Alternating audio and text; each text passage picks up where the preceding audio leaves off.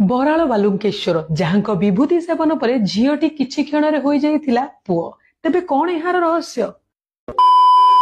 पुरी जिला सत्यवादीर सर्वपुरातन शैवपीठ बाबा बराल बालुंकेश्वर महादेव मंदिर। एही मंदिर तृतीय जुगर बोली विश्वास रहिछि।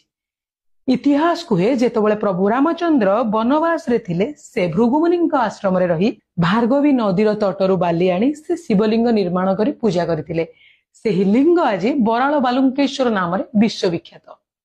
किंबदंती अनुसार आठगड़ राजंकर 7टी झियो थिले। बाबांकर जणे सेवायत राजांको भेटी प्रतिश्रुति देइथिले तांकर परवर्ती संतान पुओ हेबो, किंतु पुनश्च तांकर झियोटिए होइथिला। बाबांकर सेही सेवायतंको निर्देश क्रमे राजा निज झियोकु बाबांको विभूति खुआई कदली पत्र उपरे ओलटाई सुआई देइथिले। बाबांकर अलौकिक महिमा हेतु किछि क्षण मध्यरे झियोटी पुओरे परिणत होई जाइतिला।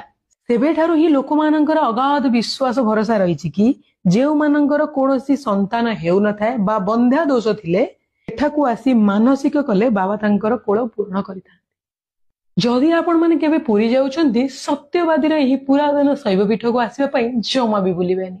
आ एही भल वीडियो देखिया पई चाहुतले लाइक शेयर करिवा सहित कमेंट रे जय शिव